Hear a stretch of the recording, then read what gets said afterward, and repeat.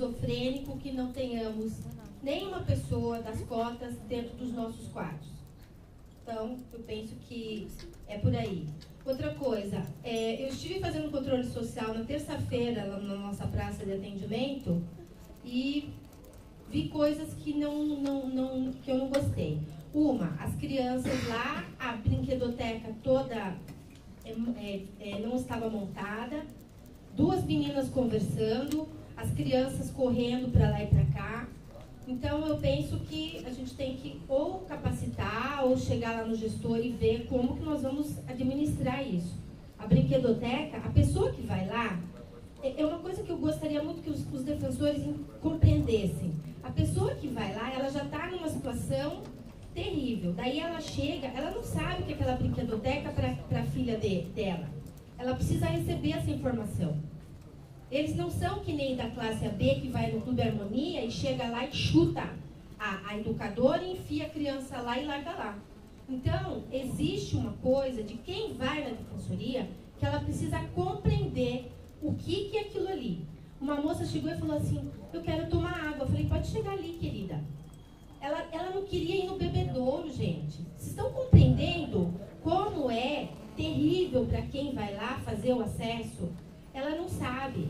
Eu queria falar, enaltecer o trabalho da Vanessa e da equipe aqui LGBT, porque elas sabem acolher. Elas são pessoas... Olha, vocês tinham que filmar essas meninas e colocar para todo mundo na IDEP.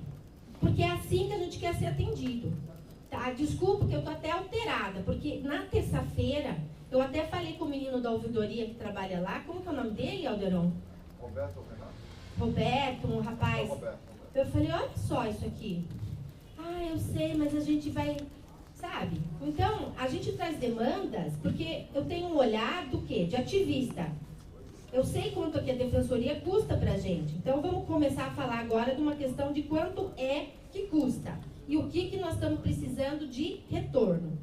Tá? Então, essa é a minha fala. E também convidar vocês para o dia 7 de dezembro, que nós vamos fazer uma ação em cima do Minhocão, junto com o pessoal da comunidade, no Moinho e das ocupações. É um evento de educação para direito, nós vamos estar com várias entidades e nós gostaríamos de convidar vocês. Tá? Muito obrigada. Obrigado, Manuela. Próximo inscrito, Esther Fino, estudante da Unicastel.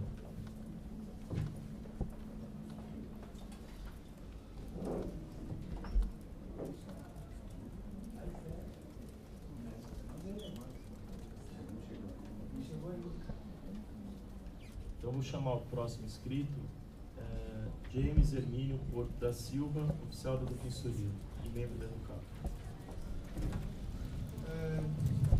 Bom dia, quero cumprimentar todos os senhores defensores, as pessoas que estão aqui hoje presentes. Quero agradecer por essa oportunidade que tem sido dada a nós, a mim pela segunda vez. Ressaltando que esse é um espaço de democracia e quando esse microfone se torna aberto, isso está sendo ressaltado. Desde essa semana passada, quando houve essa discussão aqui, esse debate foi levado para os oficiais, para os agentes. Eu levei também para a minha faculdade, onde eu estudo, a PUC, e houve um debate muito positivo. Muitas opiniões a favor, algumas contras, divergentes como sempre, mas sempre um debate muito bom, um debate que fortalece um pensamento político, um pensamento crítico em torno da nossa instituição, em torno da nossa sociedade. Eu quero fazer uma lembrança que é sempre importante, que a gente não pode cair no engano de pensar que o negro está pedindo muito quando está pedindo cotas, quando está pedindo 30% de cotas para a defensoria ou para qualquer outra instância da sociedade. Eu quero lembrar a vós, sabe muito melhor do que eu, que sou o maior estudante de direito, que toda a interpretação que a gente faz da Constituição, de todas as leis, inclusive das normas internas da Defensoria, devem se levar em conta que a República tem como fundamento a cidadania. Deve levar em conta que a Constituição estabelece que são objetivos fundamentais uma sociedade livre, justa e solidária, que é reduzir desigualdades sociais e a promover o bem de todos, independente de raça, sexo, idade, ou qualquer forma de discriminação. O que isso quer dizer? Quando a gente pede igualdade, não basta dizer que é uma igualdade jurídica. Falar de uma igualdade legal, uma igualdade no atendimento na defensoria. Essa redução das desigualdades deve se dar no plano do nosso dia a dia. A Constituição, ela não veio para afirmar uma igualdade meramente jurídica. A igualdade jurídica existe há muito tempo antes da Constituição.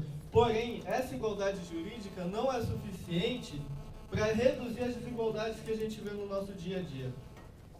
Quando a Constituição ela fala em redução das desigualdades, isso primeiro tem que ser passado para a interpretação de toda e qualquer norma existente na nossa República, no nosso país, no nosso estado, no nosso município e na nossa Defensoria Pública. Quando a Constituição ela fala isso, a gente tem que interpretar visando essa redução dessas desigualdades. A desigualdade que coloca o negro em estatística policial, em estatística de violência, estatística da morte e muitas vezes a estatística da segregação.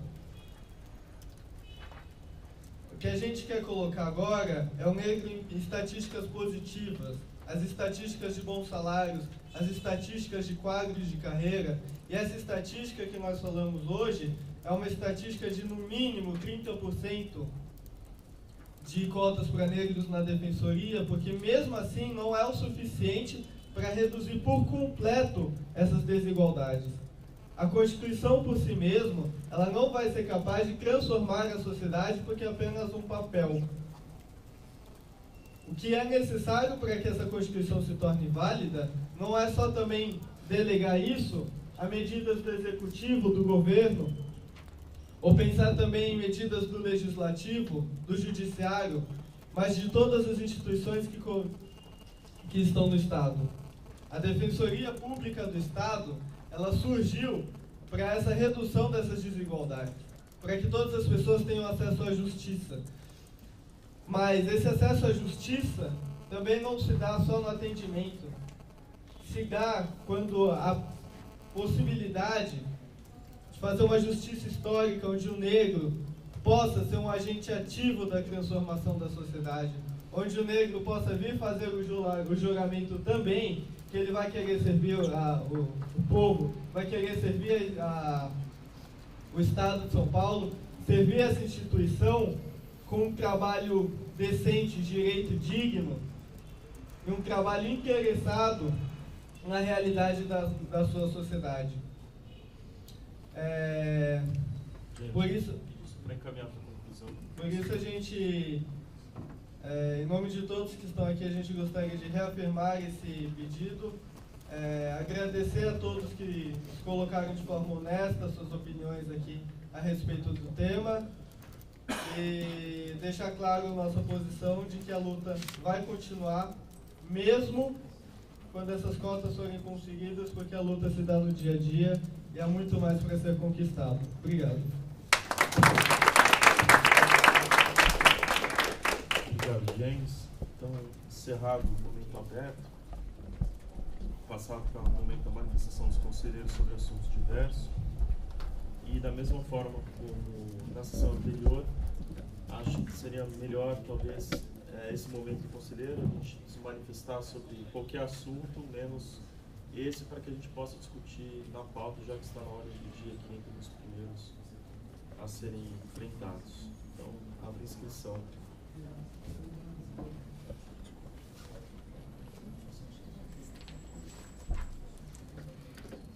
Primeiro só uma questão de ordem, presidente, porque eu tenho uma manifestação aqui de um professor que não mandou, inclusive agora, e ele não pôde comparecer. Eu queria ler, mas é em relação a esse tema. Deixo para depois? No momento que a gente for enfrentar o processo. Tá bom. Então, bom dia a todos. Eu queria só compartilhar com vocês que ontem nós tivemos um dia muito bom, muito positivo. nós visitamos a unidade de Mauá, né? Unidade onde o prédio é uma unidade que já tem 2 anos, mais ou menos, mas o prédio é novo, né? Alugado. Infelizmente, nós chegamos lá cedo e tivemos assim a tristeza de ver a fila, né? Bendita fila. E pessoas que chegaram 4 horas da manhã. Né? É sempre muito dolorido quando a gente chega numa unidade e se depara com isso. E logo depois, algumas pessoas sendo dispensadas porque a unidade tem um limite de 30 atendimentos por dia. Então eu trago aqui para a administração, assim, uma sugestão. Acho que já houve uma conversa do Bruno lá com a equipe em agosto, eles relataram, né? Mas eu queria reforçar a importância da gente fazer o trabalho com as universidades para se conseguir mais estagiários, né? Porque, segundo as defensoras, não se atende mais. Um dos fatores é a falta de estagiários, são só 5 no atendimento. E a questão de computadores, né? E as baias, né? Que ainda não tem divisórios ainda no prédio. Então, isso é uma demanda que eu acho que o Bruno já deve estar trabalhando com isso, mas eu queria só, aqui nesse sentido, só reforçar essa solicitação lá da unidade, né? Nós fomos muito bem recebidos lá pela equipe, pela Débora, que é a coordenadora, a Fernanda, que é a subouvidora, que estava de férias, foi só para nos receber e acompanhar a visita.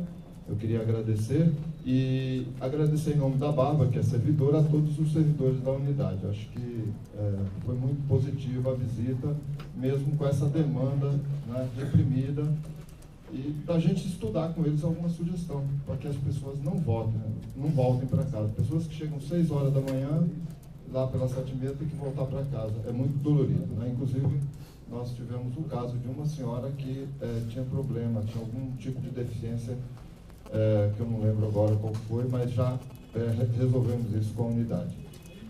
Outra reunião muito positiva, a gente compartilha também, é a reunião do núcleo do idoso, da pessoa com deficiência, assessoria da qualidade, a corregedoria e a ouvidoria, que aconteceu ontem à tarde também. E a preocupação de todos é realmente a gente avançar na política de atendimento do idoso, né, e das pessoas com deficiência. Principalmente a questão das libras, né? A gente está estudando aí e discutindo a questão realmente de uma central de libras na defensoria. Isso vai ser recuperado esse processo e a gente vai estar voltando a discutir.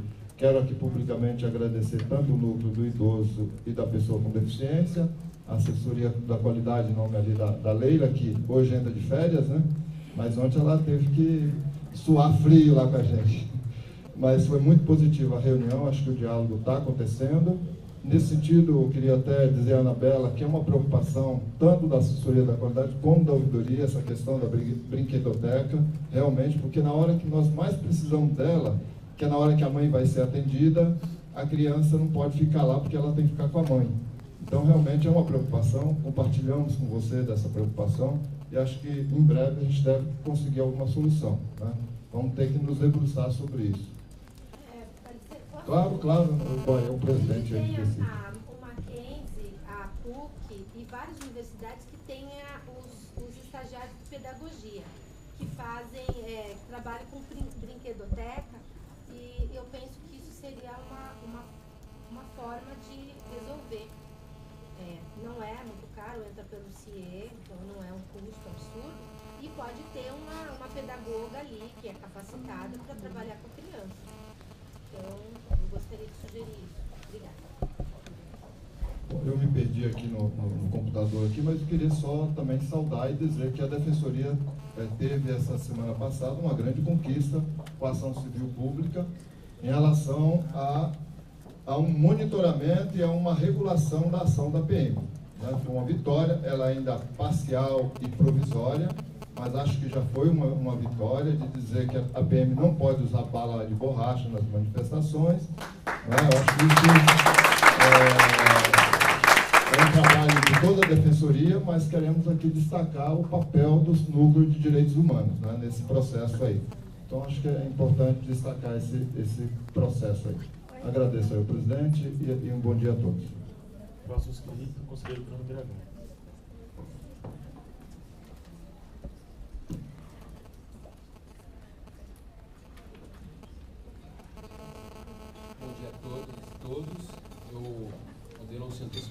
fala aí, mas são vozes que ecoam, né? Eu gostaria de parabenizar o núcleo de direitos humanos, Conectas também, que atuou em conjunto com a decisão liminar que garantiu aí a obrigatoriedade do governo de apresentar um plano de atuação para as manifestações, repelindo aí as atuações mais pesadas contra os manifestantes. Eu quero só abrir uma aspas aqui para uma fala do juiz, que o que se viu em 2013 foi uma absoluta e total falta de preparo da Polícia Militar, que, surpreendida pelo grande número de pessoas presentes nos protestos, assim reunidas em vias públicas, não soube agir como revelou a assentada mudança de padrão. No início, uma inércia total, omitindo-se no controle da situação, e depois agindo com demasiado grau de violência. São ações como essas que demonstram que a Defensoria Pública tem mesmo que andar de mão dadas com a sociedade civil, porque é uma ação que não só representa um ganho para os manifestantes, mas um ganho para a democracia. Se consolida a arte da democracia, que é a de viver com a diferença, de viver com as manifestações e com o crescimento que dela deriva. Então eu quero deixar meu registro aqui de parabéns às pessoas que atuaram diretamente, não só defensores, mas diversos outros atores, e dizer que eu espero também que a Defensoria Pública, a instituição, cada vez mais incentive atuações como essa, capacite os defensores para atuar de forma coletiva, porque o ganho é muito maior do que o esperado com muitas ações que às vezes nós não temos condições de tocar individualmente. Obrigado.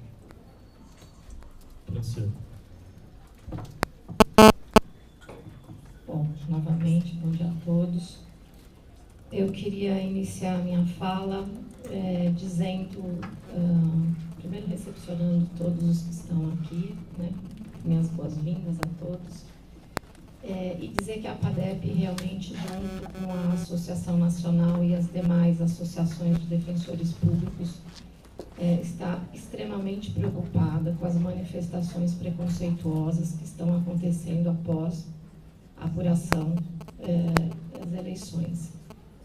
Temos conversado a respeito disso, as associações estão muito indignadas, muito preocupadas, temos notícia de distrato de defensores, de usuários, de maneira que eu acho que essa é uma preocupação que a gente tem que ter aqui também na Defensoria Pública. E em breve a ANADEP, com apoio óbvio de todas as associações, deve lançar uma nota de repúdio contra essas manifestações e esse preconceito. Também gostaria de acompanhar o defensor-geral quando fala do nosso evento aqui da Emenda 80. Achei que foi um evento realmente muito produtivo. Me espantei até que a gente conseguisse ter um diálogo tão bom numa mesa tão heterogênea, né, com tantos interesses. Mas eu achei que foi um evento muito bom e acho que desse evento a gente tem mesmo que reforçar, na minha opinião, 2 pontos. Talvez, Rafael e demais colegas, na próxima reunião que tivermos, tentarmos uma fala um pouco mais articulada sobre a questão da UAB, porque eu percebo que existe uma resistência, né, dos outros estados em discutir um pouco, não sei se vocês perceberam isso, eu acho que a gente poderia tentar essa articulação nossa mesmo, junto com os outros estados, e também gostaria de reforçar uma questão que foi trazida, debatida, enfatizada, que é a iniciativa legislativa. Eu acho que já está na hora da gente começar a trabalhar firmemente para trazer essa nossa autonomia e exercitar essa autonomia. Eu queria também aproveitar a posse da colega Cristiane para trazer à Defensoria Geral o pleito de nomeação de 2 defensoras que se encontram na lista. Se eu não me engano, são 2 defensoras, acho que Danielas, se eu não me engano, o nome das 2. A associação não vê motivo para que essas defensoras não sejam chamadas. Nós temos uma demanda aí de reposição dos quadros, temos muitas licenças. Essa semana ficamos sabendo que tivemos um problema em Sorocaba, né? Me parece que existe uma decisão administrativa dando conta de que colegas do criminal teriam que substituir colegas do cível. Então, eu gostaria de novo, e aqui chamo os conselheiros a responsabilidade para a discussão das atribuições. Salvo o melhor juízo, esse processo das atribuições me parece que está parado, não sei se aguardando a reunião de uma comissão, mas eu acho que é fundamental a gente trazer de novo essa discussão para cá. Temos um problema aí de falta de defensores, essa questão do gerenciamento administrativo dessas faltas, que eu espero que seja feita, e a associação espera, com respeito às atribuições, mesmo diante das dificuldades que temos. Então, se já conseguimos a nomeação de uma colega e que excepcionalmente vai cobrir uma situação, eu pleiteio aqui a nomeação dos demais colegas. E, finalmente, gostaria de indagar a Defensoria Geral sobre o andamento do nosso pedido de adequação do 13º, já que o pagamento está chegando e, salvo o melhor juízo, eu acho que nós não tivemos ainda uma posição. É isso, obrigada.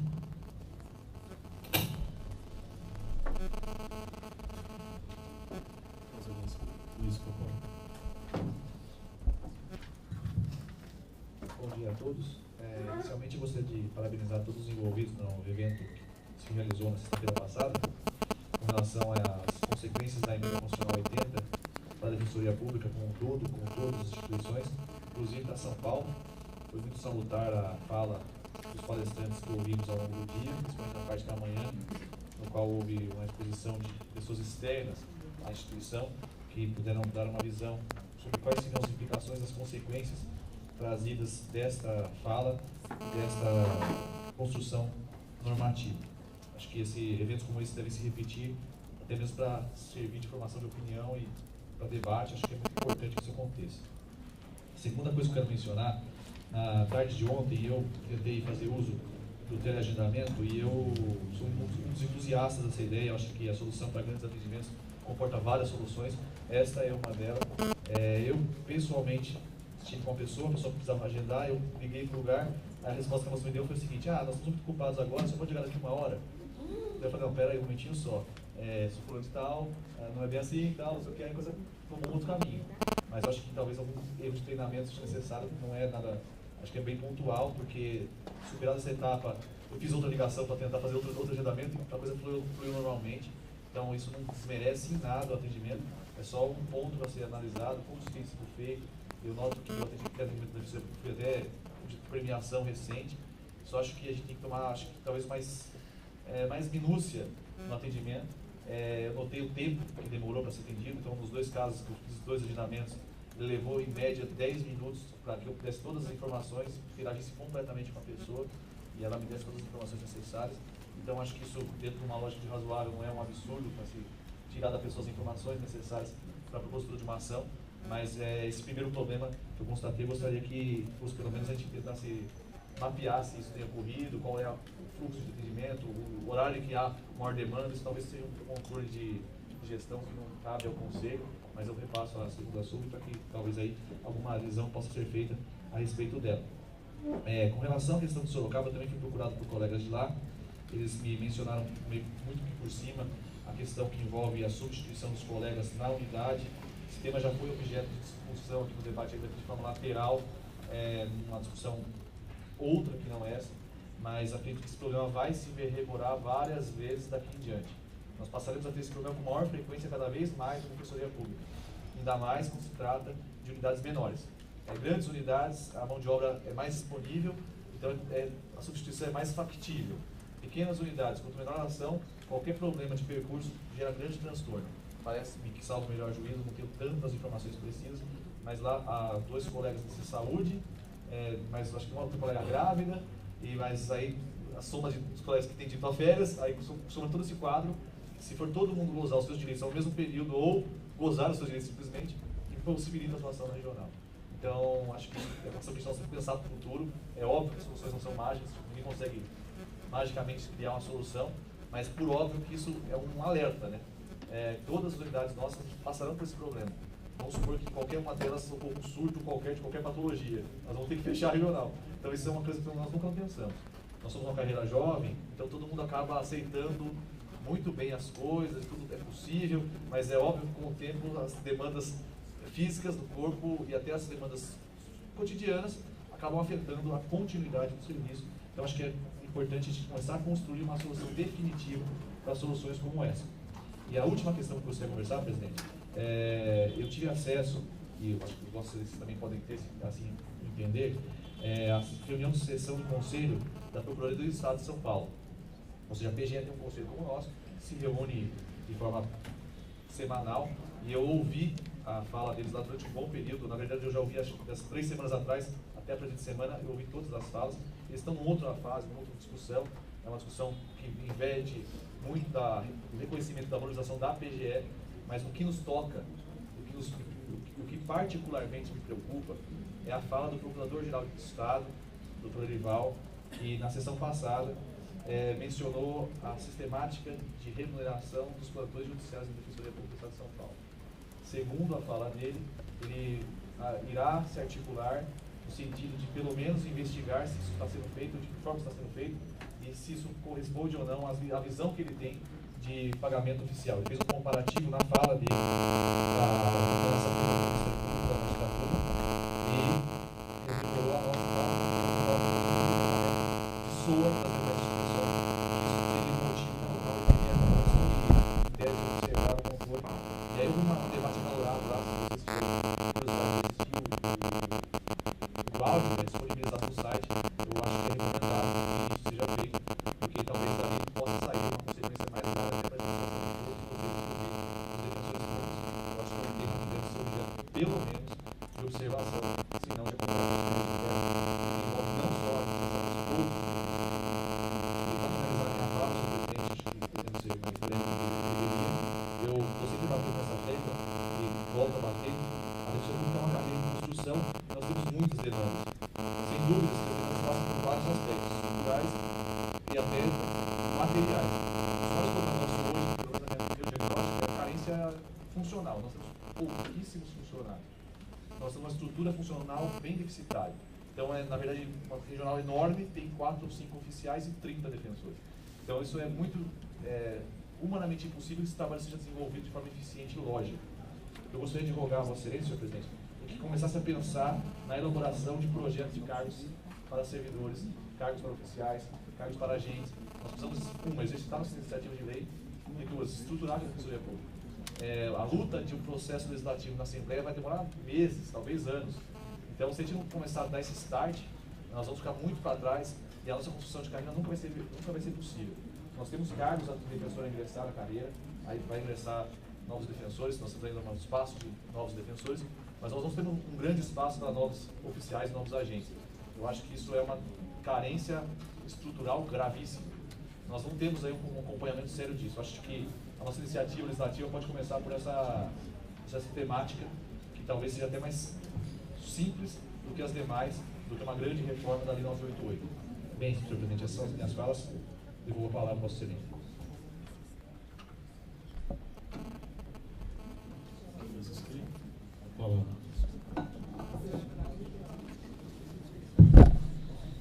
Senhor presidente, minha fala na verdade é bem breve. Eu queria só contar um caso que aconteceu comigo no passado aqui na Defensoria Pública. Bem no início da minha atribuição aqui como defensor público, eu entrei na unidade civil do Jabaquara e me recordo de uma ação de despejo no qual eu defendia uma senhora negra. E após todo o processo que foi feito, saí da sala de audiência, a gente fez uma audiência, ela tinha um problema de questão de ser fiadora e tal, a gente conseguiu excluir ela da questão da dívida, né? E ao sair da audiência, ela chegou para mim e falou assim: doutor, posso te pedir uma coisa? Eu falei, claro, o que a senhora deseja? Ela falou assim: posso te dar um beijo? Eu confesso que aquele beijo me lembrou minha avó. Tamanha ternura que eu recebi naquele afago, que eu guardo comigo de forma muito profunda. E como bem foi dito aqui nesse momento aberto, embora eu tenha no sangue o gene negro, porque eu sou bisneto de escravo, mas eu não tenho, eu não sei agora a expressão, fenótipo, não pareço, né, mas tenho o genótipo, né? Eu diria que desde que eu entrei na Defensoria Pública eu me esforço muito para representar todos aqueles que buscam o serviço da Defensoria Pública, independente da cor, do credo, da religião e do sexo. Faço o máximo todos os dias para levar e ser representado e representar essas pessoas. Então, eu queria pedir para todos aqui que enxergassem essa mesa e que essa mesa, embora nem todos realmente sejam ainda representantes aí de várias etnias, mas eu acredito que muitos aqui têm essa sensibilidade e essa responsabilidade com o social. E eu tenho essa responsabilidade com o social dentro de mim. E me incomoda, às vezes, com um discurso, às vezes, um pouco mais apaixonado, expondo, às vezes, uma questão de discriminação, de segregação, quando, na verdade, nunca foi essa a nossa intenção. E quem me conhece aqui dentro da Defensoria sabe que a minha forma de conduzir e como me comportar com as pessoas. Então, eu só queria dizer que realmente é muito importante o movimento que vocês estão fazendo, é muito importante, a gente tem que lutar por tudo aquilo que a gente acredita, mas sempre respeitar as opiniões de todos, respeitar, lutando. Acho que teve um colega que disse que tem que sempre acreditar, né? Tem que ter essa coragem, e realmente essa coragem ela é importante, mas sempre com muito respeito a todos que estão aqui.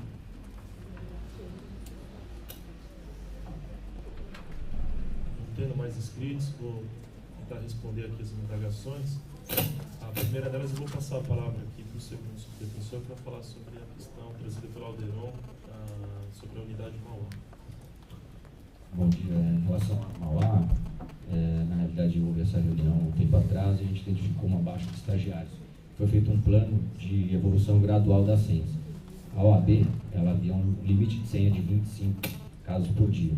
Então, nossa primeira ideia era viabilizar um serviço que, no mínimo, a gente tivesse condições de atender o mesmo público que a OAB tinha, e iniciou-se um atendimento com só 4 estagiários, um número até apertado. No último concurso de ingresso de estagiários, a gente teve uma ampliação desse quadro de estagiários. Então, eu entendo que já é viável uma ampliação no número de atendimentos diários, e a gente vai entrar em contato com a unidade para acertar essa ampliação. Vou passar para o terceiro subdefensor, para o Luiz, para esclarecer a questão de Sorocaba.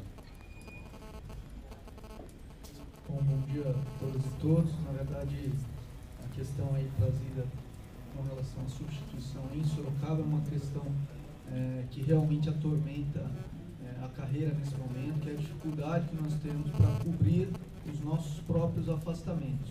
Isso não é específico, não é uma situação específica de Sorocaba, isso acontece em outras unidades, e a SUB sempre, tanto a terceira quanto a segunda, estão se debruçando para, da melhor forma possível, contornar esses problemas, até porque todos sabemos que ainda não contamos com defensores substitutos, e os itinerantes que temos são utilizados nesse momento para cobrir os afastamentos perenes.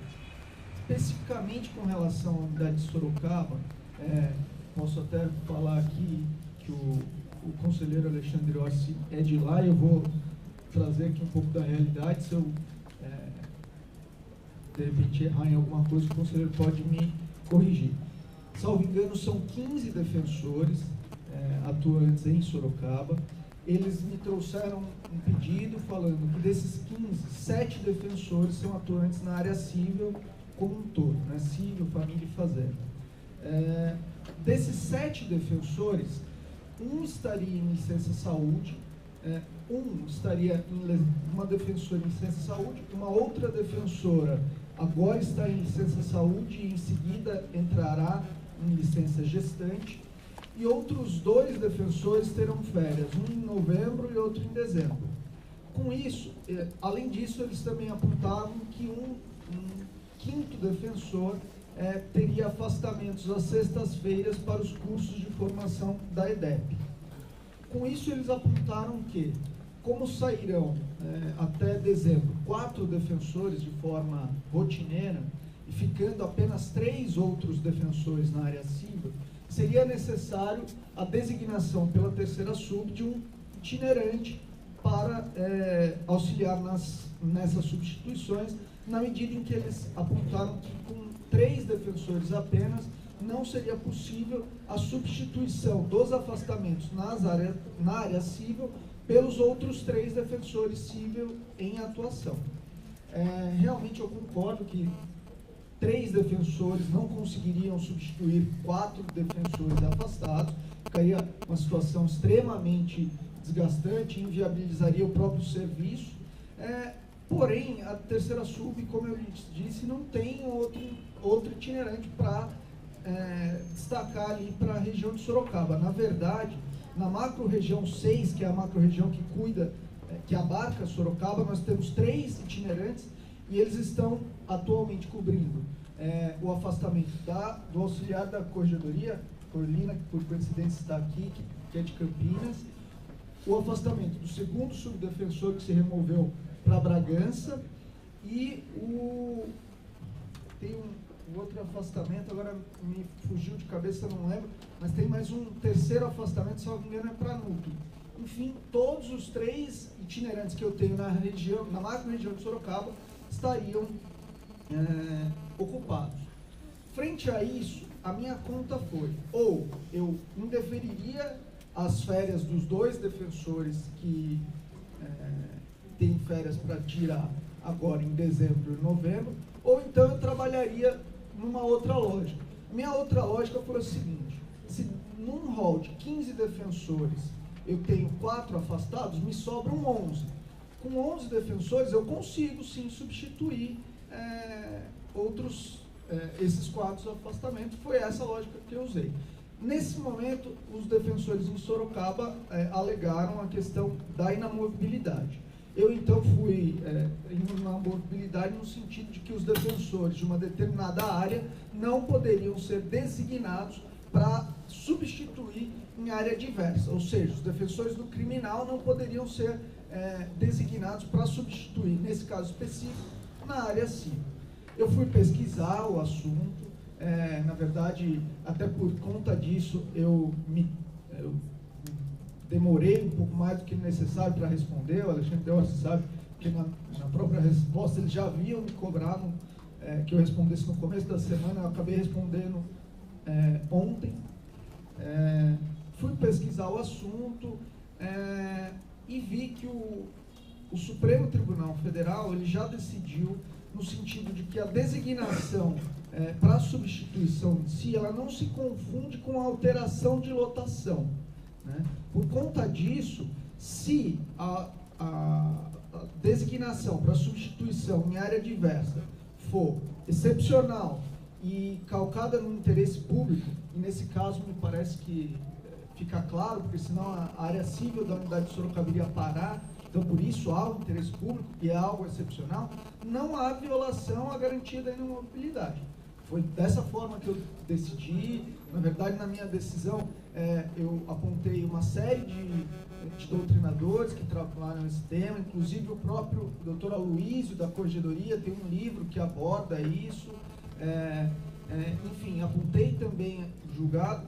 É uma linha de decisão, como tudo em direito comporta outra visão, mas enfim, eu acho que nesse momento foi a melhor solução, justamente porque não indeferi as férias dos 2 colegas, mantive o funcionamento da unidade e respeitei a garantia da inamovibilidade, porque é uma designação por excepcional, por curto período, e que não se confunde com a alteração do padrão de lotação dos defensores públicos. Você dá oportunidade só de eu falar, não é a parte, porque não, claro.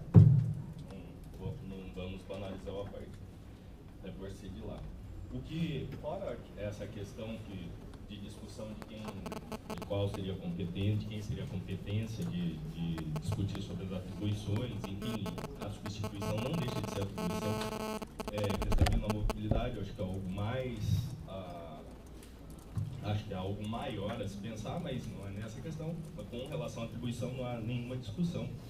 Enfim, mas o que também preocupa muito os colegas, principalmente da área criminal, quando a gente fala de outras áreas também tem a infância envolvida, mas o que preocupa muito os colegas da área criminal é a falta de treinamento com os processos digitais, segunda tela, e que eles não sabem efetivamente. E essa substituição, e que não é nada pejorativo, diga-se de passagem, diga-se muito de passagem. Não é algo muito fácil, muito simples de se aprender com a substituição. E salvo o melhor juízo, essa designação de outras áreas já começaria na segunda-feira. Ou seja, não há tempo mínimo de treinamento de colegas que efetivamente, volto a frisar, sem adentrar no mérito, efetivamente há 7, 8 anos não atuam na área, não que não tenham capacidade, tem, mas já teriam uma dificuldade para atuar em algo que há muito tempo não atuam, e principalmente na questão intermediária, de como atuar em processos digitais. Então isso traz uma preocupação muito grande também. Então, aqui fazendo até não a representação dos colegas, porque eles não necessitam, mas dando fala a eles, não é somente o medo da questão jurídica técnica, é do atendimento e da forma como eles atuarão nos processos. Essa é a maior preocupação dos colegas. Se o presidente me permitir, também não quero, na verdade, fazer um debate. Eu só queria, primeiro, agradecer, Alexandre, por ter me lembrado desse detalhe. Confesso que o meu principal objetivo era tentar não fechar a unidade, não indeferir as férias dos colegas, mas eu acho que essa questão a gente pode superar. Eu vou saindo daqui, vou ligar para o Luciano, coordenador, falar para ele, nesse primeiro período, se possível, pedir para os colegas do cível que ainda estão lá, auxiliarem os colegas do criminal que foram designados. Em seguida, também vou pedir ao Juliano, da CTI, que faça o cadastro e o treinamento de forma urgente na semana que vem para Sorocaba. Mas, enfim, toda essa movimentação foi justamente visando o interesse público. A gente, como eu disse, a questão da substituição ela é muito tormentosa hoje para a segunda e para a terceira sub. A gente, às vezes, nos vê em situações que não tem milagre, como o próprio conselheiro Luiz Eduardo disse, a gente dá a melhor solução, mas foi bom essa colocação. A gente tem que, até por uma questão de adaptação, caminhar junto, e pode ter certeza que eu vou contribuir aí para que nesse período de novembro e dezembro, onde haja essas designações, esse problema seja minorado. Só uma palavra rapidinho. Eu não sei se está pontuando isso, nem quais são os motivos que limitam essa função, mas a questão é quase que falso defensor. Basicamente, no fundo é isso, falta defensor. Se tivesse defensor suficiente, não teria esse problema. Nós temos 2 colegas na fila de ingresso. Não sei porquê, não quero também não sei se é solução, talvez isso possa ser uma luz pequena, né? Porque vai cobrir o cobertor aqui e amanhã vai aparecer outro buraco. Então, o buraco vai aparecer sempre. Mas enquanto nós temos um pouquinho de espaço, talvez valha a pena correr com ele. Eu não sei, mas talvez aí, já por solução, você pode pensar e a gente vai para frente falando. Bom, eu vou esclarecer aqui as demais indagações. Primeira questão trazida pela Franciane sobre eventual melhor articulação, uma fala mais articulada em relação ao OAB. Eu acho que no evento a gente conseguiu reafirmar mesmo a questão da não inscrição dos defensores públicos na OAB. No período da manhã a gente teve uma fala clara dos palestrantes no sentido de que o defensor público não deve ser inscrito. Eles foram além, os defensores públicos são obrigados a não ser inscritos, eles não podem ter inscrição. Então acho que aquilo sendo ouvido pelos defensores gerais, pelos corregedores gerais e por todos os presidentes de associação, acho que já foi um grande avanço.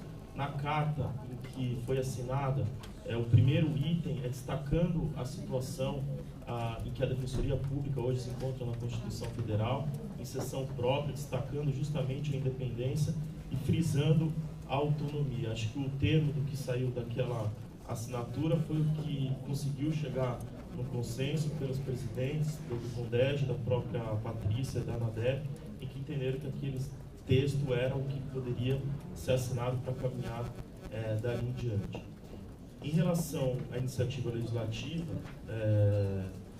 colocada tanto pelo Luiz quanto pela Franciane, dizer que, assim como já tinha afirmado anteriormente, e no evento que ocorreu, isso foi reafirmado por todos os defensores gerais, da interpretação de que, interpretação não, é texto mesmo da Constituição, uma leitura mesmo simples do texto constitucional, diz dessa autonomia legislativa e que o defensor geral pode então encaminhar os projetos de lei para a Assembleia Legislativa. Esse é o entendimento do CONDEG, esse é o meu entendimento.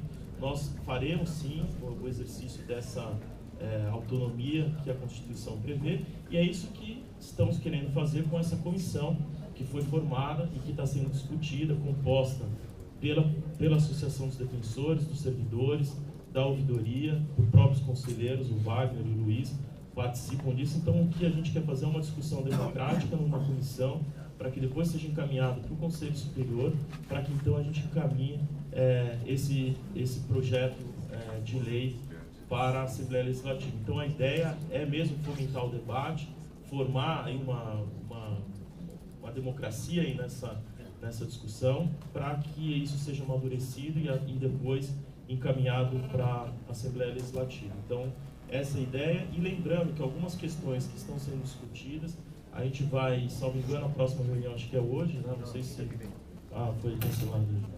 A gente trazer na linha do que a gente iniciou esses debates, do que a gente quer fazer essa adaptação da 988 com a emenda constitucional e com a própria Lei 132, né, que acabou não passando na Assembleia Legislativa, isso parou na Assembleia Legislativa. Então, essa comissão está analisando a adaptação da 988, tanto a 132 quanto a emenda 80. E aí a gente conversar sobre questões pontuais, tanto questões que já estavam lá para aprovação, que não necessariamente era a adaptação da 132, mas outras questões aí que a gente pode inovar, como que a gente vem estudando e provavelmente levaremos aí para essa comissão, o encaminhamento da possibilidade das substituições como sendo de caráter indenizatório, e incluir isso nesse projeto que será encaminhado. Então, entendendo as substituições como sendo de caráter indenizatório, e aí sim, com previsão legal, conseguirmos avançar nesse que é um problema aqui trazido por todos, que hoje a Defensoria Pública enfrenta, que é a substituição de defensores públicos, já que a gente tem diversas licenças de todas as ordens e a gente encontra muita dificuldade. É um problema de todos, dos defensores que estão na atividade fim e nós daqui da administração, a cada vez que temos que fazer uma substituição. Então, acho que essa forma de permitir uma contraprestação efetiva para o defensor público no momento da substituição, acho que talvez seja uma forma da gente conseguir encaminhar e melhorar um pouco o formato das substituições. Sobre o pedido de nomeação, a nossa grande dificuldade é nomear os defensores públicos. São poucos, salvo engano, eu não tenho certeza, mas acho que 2 ou 3 que a gente tem ainda para nomear, mas a grande dificuldade disso é a gente chamar esses defensores hoje e amanhã a gente ter uma exoneração na carreira. Então, caso a gente já tivesse chamado, que seja há 1 mês, há 40 dias, essas pessoas que estão hoje lá, hoje com a saída do colega Renan, que acabou de exonerar e sair da carreira, a gente teria uma vaga em aberto, e aí acho que o problema seria maior até. Então, a gente tem até a curto prazo aí, a gente vislumbra alguma... a gente está tentando mapear isso, que é difícil, mas a gente acha que haverá aí sim exonerações a curto prazo. Então, se a gente chamar essas pessoas, a gente vai ter, até que se realize o próximo concurso, que a gente pretende fazer a nomeação para o final do ano que vem, novembro do ano que vem, a gente ficará praticamente 1 ano com cargos vagos, e aí sim uma substituição permanente por mais de 1 ano, e algum prejudicando enormemente as unidades. Então, eu acredito que nesse momento, principalmente considerando que a gente tem 2, 3 pessoas nessa nomeação, a gente tem que reservar para que, eventualmente, quando a pessoa seja exonerada, a gente ter alguém para substituir permanentemente esses cargos. Sobre ainda a adequação do pagamento do 13º, esse foi encaminhado para a Jota está analisando, está elaborando o parecer, mas é uma grande dificuldade, ainda não viu o parecer da Jota, a gente não conversou sobre isso, a Jota está elaborando esse parecer, mas a grande dificuldade de que o pagamento, a legislação aí prevê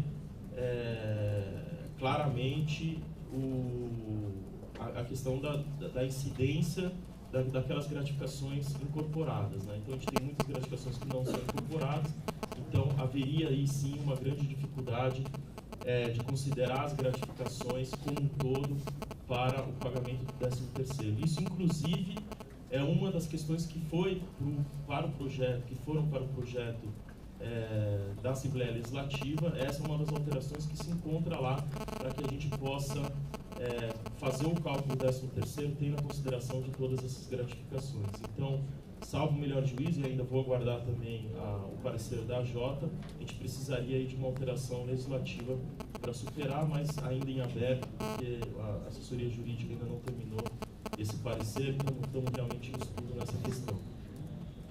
Por fim, sobre a questão trazida pelo Luiz Eduardo em relação à fala do momento da sessão do Conselho da Procuradoria do Estado, eu tive acesso a essa manifestação, respeito muito o doutor Alival, né, pessoa que tem atuado conjuntamente com a Defensoria Pública, principalmente nas atuações em que fazemos conjuntamente, junto com a Defensoria Pública, na nossa atuação judicial, porque a Defensoria Pública faz as defesas de algumas ações, outras acabam sendo a própria Procuradoria do Estado, mas aí estamos bastante tranquilos, inclusive vamos até tentar agendar uma conversa com o doutor Alival para esclarecer, talvez seja apenas um mal-entendido, de uma questão que simplesmente se resume a um cumprimento de uma deliberação do Conselho que tinha sido aprovada por maioria por esse Conselho. Eu não teria outra alternativa a não ser dar cumprimento a uma deliberação do colegiado e uma deliberação que considerou claramente, e com um voto bastante robusto e depois com o parecer da assessoria jurídica, demonstrando claramente essa natureza especial do pagamento dos plantões e encontrando então a solução que foi encontrada para o pagamento desses plantões, o que inclusive já foi consolidado com jurisprudência do Tribunal de Contas do Estado, do Tribunal de Contas da União. Então acho que é bastante robusto tanto o parecer quanto as decisões dos tribunais, inclusive os tribunais de contas.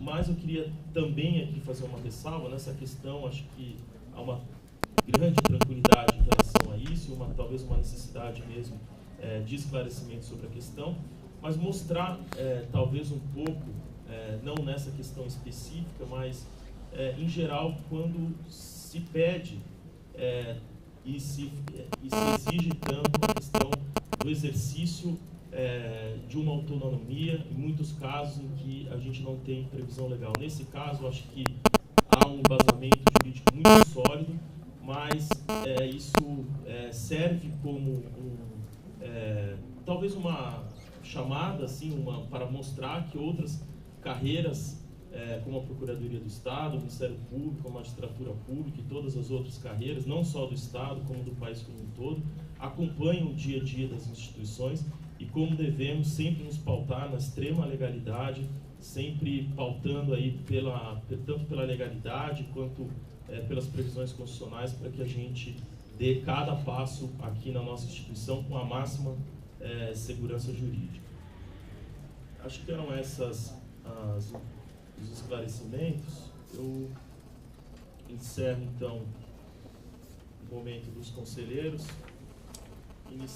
entrando na pauta e já adiantando que nós temos duas exceções à pauta, que é de afastamento para concursos.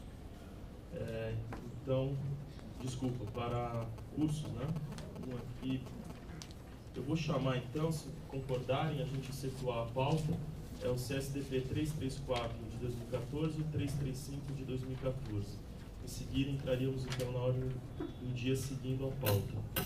O primeiro então é o 334 de 2014, interessado EDEP, o assunto pedido de afastamento para participação no evento Instrumentos Urbanísticos e Políticas de Terra, temas críticos para atuação em habitação e urbanismo, no período de 6 a 8 de novembro de 2014. Com a palavra o relator, o conselheiro Bruno Napolitano. Bom, eu recebi os autos agora pela manhã e tentei aqui construir o voto rapidamente. Peço pena por eventual equívoco, que eu já estou na parte final, mas já é possível votar. Os autos versam sobre o pedido de afastamento para participação no evento realizado em parceria entre a Escola do Ministério Público do Estado de São Paulo e a Escola da Defensoria Pública do Estado, intitulado Instrumentos Urbanísticos e Políticas de Terra Críticas para Atuação em Habitação e Urbanismo. O evento será realizado no período de 6 a 8 de novembro, ou seja, quinta a sábado, na cidade de São Paulo, no auditório da Escola do Ministério Público do Estado de São Paulo. A solicitação foi enviada à Secretaria do Conselho Superior, sem observância ao prazo legal previsto na deliberação número 27 de 2007, porém, consta justificativa no sentido de que o encaminhamento tardio ocorreu em razão de diversas desistências realizadas por defensores públicos após o sorteio, o que inclusive foi demonstrado documentalmente. Foram juntados nos termos do artigo 2º, parágrafo 1º da deliberação citada, nome dos interessados, áreas de atuação, unidades de classificação, cópia do edital de divulgação do evento e oferta de vagas e cópia do ato de deferimento de inscrições. Consta da lista de participantes do evento, enviado pelo interessado, todos guardando pertinência temática com o evento, seguinte: defensores públicos. Toma liberdade para não ler, que está extenso. Todos os defensores públicos listados encaminharam manifestação dos coordenadores das respectivas unidades, concordando com o afastamento, bem como declararam que nos dias de afastamento pretendidos não estão convocados para atividade de núcleo especializado, qual sejam integrantes ou colaboradores, e não estão designados para exercício de atividade de especial dificuldade ou extraordinária, exceto os defensores públicos Ana Carolina Oliveira Golvin João, Débora Machado Cavalcante e Gustavo Siqueira Marques. Por fim, em relação aos defensores públicos Mariana Leite Figueiredo e Peter Gabriel Molinari, cabe destacar que a concordância